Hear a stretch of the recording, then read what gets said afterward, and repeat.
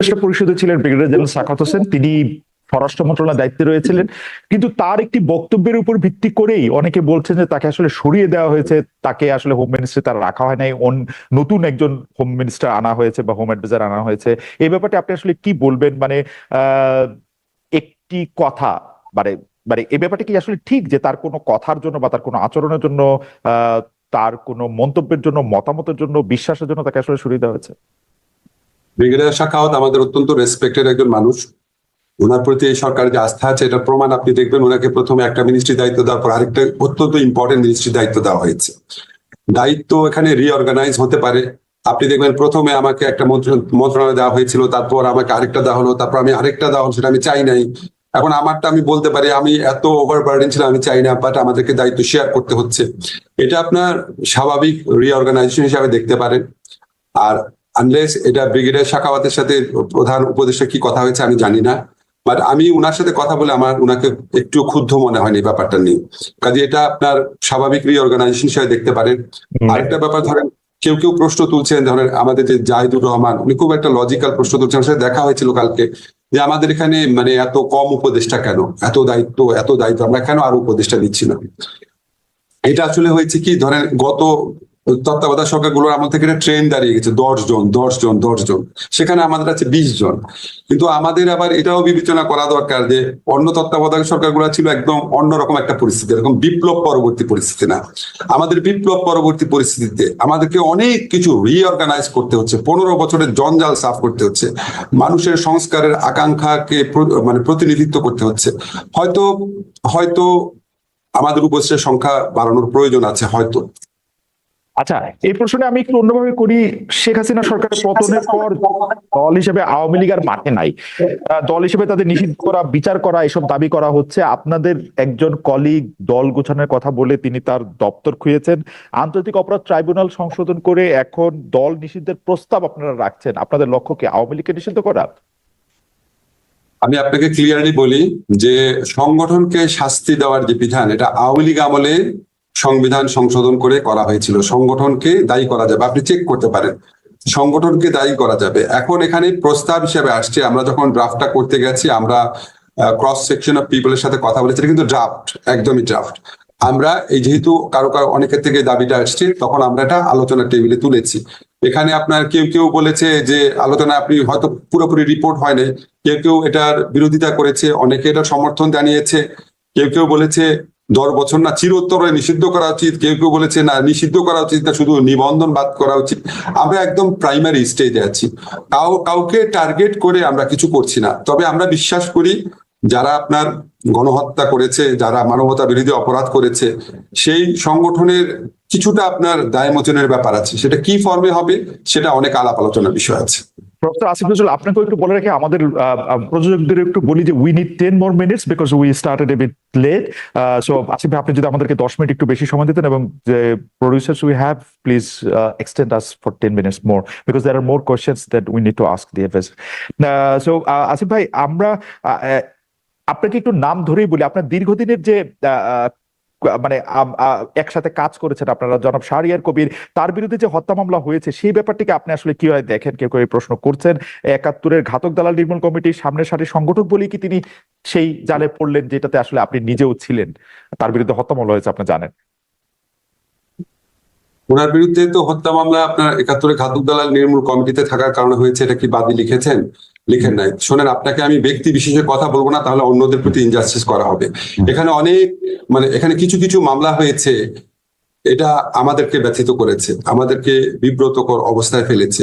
এবং আপনাকে আমি নিশ্চিত করতে পারি এই সমস্ত মামলার পিছনে রাষ্ট্রের, সরকারের কারো কোনো রকম, রাষ্ট্রটা আমি জানি না, রাষ্ট্র অনেক বড় ব্যাপার, আমাদের অন্তর্বর্তীকালীন সরকারের কারো কোনো রকম মিনিমামতম সংশ্লিষ্টতা ছিল না, মিনিমামতম প্রণোদনা ছিল না, মিনিমামতম ডিরেকশন ছিল না। ব্যক্তিগতভাবে এই জিনিসগুলো করা হয়েছে। আমি ব্যক্তি স্পেসিফিক না ভাবে আপনাকে বলি, আমরা যখন দেখি একজন বৃদ্ধ মানুষকে, একজন বয়স্ক মানুষকে, বা একজন আপনার হুইল চেয়ার ব্যবহার করছে এরকম মানুষকে, বা একজন আপনার কম্পারেটিভলি অনেক পরিচ্ছন্ন ইমেজের মানুষকে, ধরেন আমি প্রফেসর মান্নানের কথা বলতে চাচ্ছি, ওনাদের বিরুদ্ধে যখন এরকম মামলা হয়, এটা তো কারো এনজয় করার কথা না, এটা তো কারো ভালো কথা না। কিন্তু আপনি বিচারিক প্রক্রিয়ার মধ্যে দিয়ে যতটুকু পারা যায় সেখানে আপনি ওনাদেরকে রিলিজ দেওয়ার চেষ্টা করবেন। এখন আমাদের সমাজে এরকম কোনো ধারণা আছে যে একটা মানুষ যদি খুব মানে ফেমাস হয় বা একটা মানুষ যদি খুব জনপ্রিয় হয় হয়তো উনি কোনো অপরাধ করতে পারেন না। কিন্তু ধরেন আমি আপনাকে আমি নূর ভাইয়ের কথা বলছি, ধরেন আসাদুজ্জামান নূর ভাইয়ের গ্রেফতার নিয়ে অনেক প্রশ্ন উঠেছে। উনাকে ঢাকার হত্যা মামলা নিয়ে যদি গ্রেফতার করা হয় এটা নিয়ে তো প্রশ্ন ওঠারই কথা। তো আমরা পরে ইনভেস্টিগেট করে দেখলাম ওনার বিরুদ্ধে নীলফামারীতেও মামলা হয়েছে। এখন খালেদ আপনি আমাকে বলেন, নীলফামারীতে তো উনার এলাকাতে তো কিছু মৃত্যুর ঘটনা ঘটেছিল, ওনার গাড়ি ভরে হামলার পর কিছু এক্সট্রা জুডিশিয়াল কিলিং হয়েছিল, এটাতে ওনার জিরো ইনভলভমেন্ট থাকতে পারে। কিন্তু ওইটার কারণে যদি স্থানীয়ভাবে কেউ মামলা করে, আমি কি তারে বলবো যে নূর ভাই অত্যন্ত ফেমাস অভিনেতা, খবরদার ওনার বিরুদ্ধে মামলা করবা না? আমার কি অধিকার আছে? আমার শুধু এইটা দেখার আছে বিচারিক প্রক্রিয়ার মধ্যে দিয়ে ডিউ প্রসেসটা যেন কনফার্ম করা হয়। আমার শুধু একটাই জানার ইচ্ছা, আপনার কাছে কিন্তু জীবনে বহু আইনি সমস্যা নিয়ে আপনার কাছে গিয়েছে, মামলা হয়েছে, ভালো কথা, তার বিরুদ্ধে মামলা চলতেই পারে, তাকে গ্রেফতার করাটা খুব প্রয়োজন ছিল। মানে রিপোর্ট চলতে পারে, তিনি আদালতে হাজিরা দিতে পারতেন, জামিন থাকতে পারতেন, তাকে রিমান্ডে নেওয়া, রিমান্ড চাওয়া, রিমান্ড নেওয়া, এগুলি খুব জরুরি ছিল। মানে আমি জানতে চাচ্ছি, আমার কিন্তু আসাদুজ্জামান নূরের প্রতি কোনো আলাদা কোন রকম কোনো জায়গা থেকে আমি বলছি না, মানে আমি শুধু জানতেই চাচ্ছি। দেখেন, আমি যদি আপনার সরকারে না থাকতাম আমি অনেক কিছু বলতে পারতাম। এখানে একটা যৌথ দায় দায়িত্বের ব্যাপার আছে। কোনো কিছু যদি আমার ভালো না লাগে এটা দায় দায়িত্ব আমারও থাকবে, ভালো না লাগলেও। ফলে আমি এটা কারো এখানে আমার সমালোচনার অধিকার নাই, কারণ আমি সরকারের অংশ। তবে আপনাকে আমি একটা জিনিস তো বললাম যে আমাদের সরকারের আমলেও কিছু কিছু জিনিস হচ্ছে যেটা আমাদের কোনো রকম সংশ্লিষ্টতা নাই এবং আমরা এটা এনজয় করছি না, আমাদের ভালো লাগছে না। আপনাকে একটা জিনিস শুধু মনে করিয়ে দিচ্ছি, 15টা বছর একটা দল ক্ষমতায় ছিল, তারা সমস্ত প্রশাসন নিজের মতো সাজিয়েছে। এই পুলিশে যত মানুষ আছে তাদের মধ্যে অর্ধেক তাদের আমলে অ্যাপয়েন্ট করা, অর্ধেক পত্রিকা রিপোর্ট আছে আপনি দেখবেন। সমস্ত প্রশাসন তাদের সাজানো, সমস্ত কিছুতে আমাদের ইচ্ছার প্রতিফলন আমরা এখনো ঘটাতে পারি নাই। অনেক ক্ষেত্রে কিছু কিছু জিনিস হচ্ছে যেটা হয়তো আমাদের এই 15 বছরের ফ্যাসিস্ট গভর্নমেন্ট না থাকলে, নিয়মিত সরকার পরিবর্তন না হলে আমরা আরো অনেক ভালোভাবে কন্ট্রোল করতে পারতাম। তবে আমরা কন্ট্রোল বাড়াচ্ছি। মানে নূর ভাইয়ের সময়ে সরকারের আমলে নিয়োগ করা পুলিশরাই তাকে গ্রেফতার করে নিয়ে যাচ্ছে। না, নূর ভাইয়ের আমলে, আমি তো নূর ভাইয়ের প্রসঙ্গে এটা বলি নাই। আমি বলতে চাচ্ছি ধরেন কিছু কিছু ক্ষেত্রে ঘটনা ঘটে, ধরেন আমরা হয়তো কোনো একটা জিনিস জানছি না, বাট হয়তো আমাদেরকে বিব্রত করার জন্য কিছু মামলা হচ্ছে। এইবার এটা পরিষ্কার। হ্যাঁ, আমাদের সময় খুব শেষ। এই প্রশ্নটার উত্তর কি আপনি একটু দিবেন? এটা হয়তো আমার অন্য প্রশ্নের জন্য একটু হারিয়ে গেছে, যে মামলা প্রত্যাহারের তদবির ও লেনদেনের ব্যাপারটি ঠেকানোর জন্য আপনারা কি করছেন? স্বতন্ত্র স্বাধীন প্রসিকিউশন সার্ভিস গঠনের আপনাদের কোনো পরিকল্পনা রয়েছে কিনা? আমার এবার খুব দ্রুত আপনাকে 5-6টি প্রশ্ন করে ফেলতে হবে। তদবির ঠেকানোর জন্য ভাই, তদবির ঠেকানোর জন্য আমাদের মিনিস্ট্রিতে কোন রকম তদবির করা হচ্ছে না। আমাদের মিনিস্ট্রিতে আমি যাদেরকে বদলি করে এনেছি, প্রথম দেখেছি তাদের সুনামের কথা, তাদের সম্পর্কে কোনোদিন কোনো অভিযোগ আছে না, এটা আমি খুব ভালো করে দেখেছি। কারণ আমার ছাত্র, অনেকে আমার ছাত্র, আমি খুব ভালো মতো খবর নিয়ে এসেছি। যাদের সম্পর্কে মিনিমামতম অভিযোগ ছিল, বিশেষ করে আর্থিক অভিযোগ, তাদেরকে আমার অন্তত মিনিস্ট্রিতে আমি রাখার চেষ্টা করে মিনিস্ট্রি থেকে আমি সরিয়ে দিচ্ছি। শুধু যে এই কারণে সরিয়েছে এটা না, কাজে যাদেরকে সরিয়েছে সবাইকে আপনারা এরকম ভাববেন না। পলিটিক্যাল নিপীড়নের অংশ ছিল কেউ কেউ, তাদেরকেও সরানো হয়েছে। আমরা আমাদের মিনিস্ট্রির চেষ্টা করছি। এখন ধরেন একদম রুট লেভেলে যদি কোনো তদবির হয়, আমরা একটা ওপেন আহ্বান আছে, আমাদের কাছে জানালে অবশ্যই আমরা ব্যবস্থা নিব।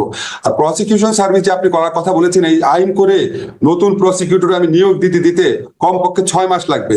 এখন যারা প্রসিকিউটর আছে, এপিপি আছে, তারা সবাই আওয়ামী লীগের আমলের ক্যাডার টাইপের আইনজীবী আছে তাদের মধ্যে কেউ কেউ, আওয়ামী লীগের চেয়েও বেশি আওয়ামী লীগ, অনেক অত্যাচার নিপীড়নে তাদের অংশগ্রহণ আছে। এখন আমি 6 মাস এদিকে রাখবো?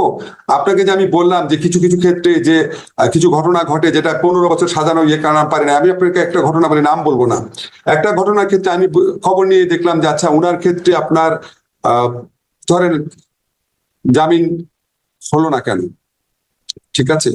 তখন আমরা দেখলাম যে এখানে সরকার পক্ষের যে আপনার আইনজীবী ছিল, তিনি এমন একটা ভূমিকা রেখেছেন যেটা আমাদের প্রত্যাশিত ছিল না। এখন ওই আইনজীবী কি সরল বিশ্বাস এটা করেছেন নাকি আমাদের প্রশ্নবিদ্ধ করেছেন? তো এই সমস্ত প্রশ্ন রিজলভ করতে হলে আমাকে তো ইমিডিয়েটলি এই পিপিপি, এপি, জিপি, পিপি এগুলিকে নতুন করে সাজাতে হবে। এখন আমি আইন করতে চাই, ইনের আইডিয়াল ওয়ার্ড অবশ্যই করতে চাই, কিন্তু করে তাহলে আমাকে 6 মাস এই ধরনের বিভিন্ন স্যাবোটাজের জন্য অপেক্ষা করতে হবে। ফলে আমরা নিয়োগ দিয়ে, কিন্তু আপনাকে একটা কথা বলি, আমাদের আমলে অবশ্যই স্বাধীন প্রসিকিউশন সার্ভিসের আইনটা করা হবে। আইন করার পর দরকার হলে আমরা এখনকার যারা আছেন তাদেরকে আর রাখা হবে কিনা এটা চিন্তা করবো এবং পরীক্ষার মাধ্যমে নিয়োগকৃতদের অ্যাপয়েন্ট করার চেষ্টা করবো। আমাদের গবেষক দলের একজন সদস্য এই মুহূর্তে আপনি যখন কথা বলছিলেন তখন আমাকে একটি সংবাদের কাটিং আমাকে পাঠিয়েছেন, সেটা হচ্ছে প্রধান উপদেষ্টা ডক্টর ইউনূস ও উপদেষ্টা নাহিদকে নিয়ে কটূক্তির কারণে নালিশি মামলা হয়েছে। প্রফেসর আসিফুল, আমি কি বলবো, মানে এভরিথিং রিমাইন্ডস মি অফ